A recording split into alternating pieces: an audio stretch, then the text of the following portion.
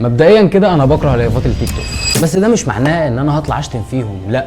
انا وانت اتنين مشاهدين غلابه هنفكك الدنيا دي ونشوفها دايره ازاي، يمكن نفهم هي ماشيه ازاي. مبدئيا كده هنبدا بالسؤال اللي كتير مننا اكيد سالوا وسمعوا في اماكن كتيره جدا: هل لايفات التيك توك ليها علاقه بغسيل الاموال؟ هجاوبك، بس قبل ما اجاوبك تعال نتكلم ببساطه ونشرح من غير تعقيد.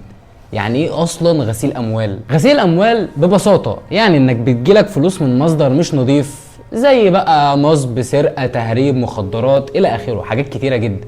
بتحولها لفلوس شكلها عادي، بحيث ان الحكومه لما تيجي تسالك تقول لك انت جبت الفلوس دي منين، ساعتها ردك حلو كده. طبعا هتقول لي ما انت برضو ما جاوبتنيش على السؤال، هقول لك اصبر بس هجاوبك، بس عايزك تركز معايا.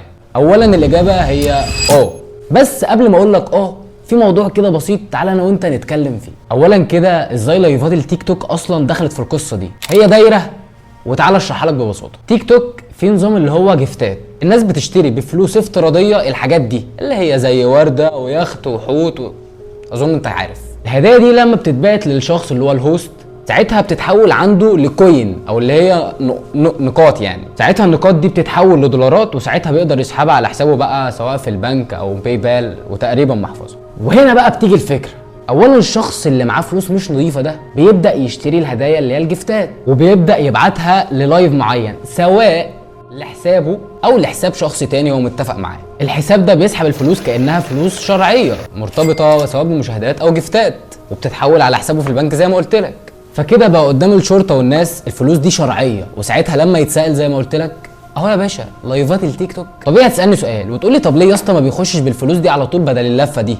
هقول لك تعالى كده بالراحه جاوب. طبيعي واحد حالته متوسطه او تحت المتوسطه فجاه بهوب بقدره قادر بقى معاه فلوس كتيره جدا، فقدام الشرطه طبيعي لما تيجي تساله انت فلوسك دي كلها منين، اكيد مفيش رد. فعشان كده لايفات التيك توك مصدر رئيسي وكبير جدا في غسيل الاموال.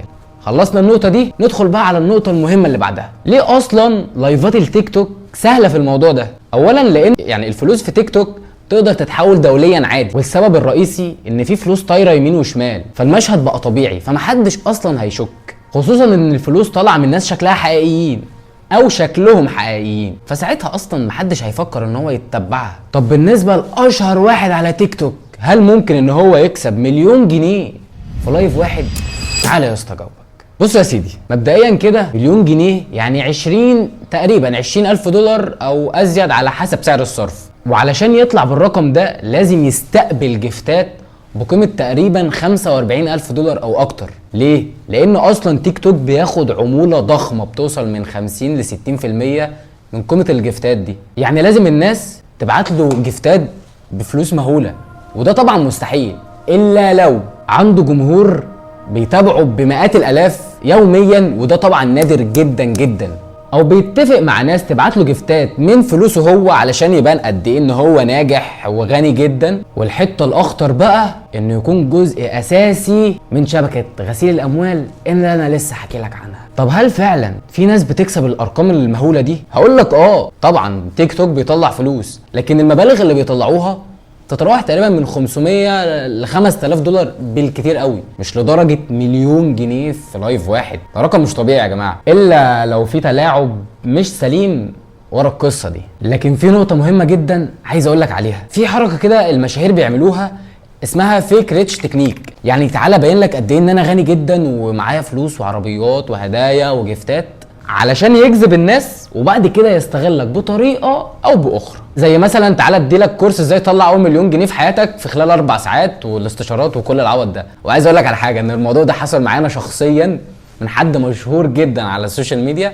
لو عايزين تعرفوا يبقى سيب لي كومنت تحت وانا اعمل عنه حلقه يعني. ولكن في نقطة مهمة جدا عايز اتكلم فيها. تعرف ان في نوع من الناس بيحبوا يشوفوا غيرهم في مواقف مهينة او مذلة، تبقى مواقف قاسية. وهنا مش بنتكلم بس عن تيك توك، ده هنتكلم عن الظاهرة الأعمق والغريبة جدا في الإنترنت، وهي الدارك ويب. الدارك ويب مليان بالحاجات المرعبة، من بيع معلومات شخصية لشراء محتوى غير إنساني. وفي هناك حاجة اسمها الريد روم، اللي هو ببساطة غرف على الإنترنت بيشوف الناس غيرهم وهم بيتهانوا ويتعذبوا عذاب مفيش فيه رحمة. وطبعا ده كله بيبقى قدام الكاميرا علشان بس يشبعوا عندهم رغبة قذرة وغير آدمية. طبعا هتسأل هتقولي ازاي ده ليه علاقة بتيك توك؟ هقولك الفكرة واحدة، ببساطة في نوع من الناس بيدفعوا مبالغ مهولة بس علشان يشوف غيره بيتعذب ويتهان، ولكن بدل ما يكون على الدارك ويب يكون على منصة مفتوحة قدام الناس كلها. شخص بيهين نفسه بنفسه عشان بس شوية فلوس بتترميله وهو بسببها بيتنطط زي أظن فهمت. الاشخاص دول اللي بيتقال عليهم المستهلكين المرضى بيشبهوا احتياج نفسي خطير من خلال ان هو يشوف غيره بيتهان ويتعذب. ده ببساطه بيخلي الناس على تيك توك يضطروا يهينوا نفسهم علشان يشبعوا رغبه قذره لشخص ما، وبالتالي بيكسبوا فلوس. وعايز اقول لك على حاجه، هل دلوقتي حسيت ان انا عدت الجمله اللي فاتت دي 4 مرات ورا بعض؟ اكيد لا. ليه؟ لان في حاجه اسمها قط، او حاجه انا مش عايز احكيها او عايز احكيها بطريقه مختلفه. فلما انا اطلع اقول لك في بودكاست انا بكسب اكتر من مليون جنيه في اللايف الواحد، طبيعي هتدخل على لايفاتي علشان تشوف انا بقدم ايه قصاده بكسب المبلغ الرهيب ده. وعايز اقول لك على حاجه مهمه جدا، اكبر خدعه في العالم الرقمي انك تصدق كل حاجه انت شايفها، لان هو معمول مخصوص علشان يخدعك انت. تعال بقى للسؤال المنطقي اللي اي حد فينا عقله صاحي هيساله، هل الاغنياء الحقيقيين فاضيين يتفرجوا على لايف 3 ساعات ويدفعوا اللي معاهم علشان بس بيحبوا واحد مشهور؟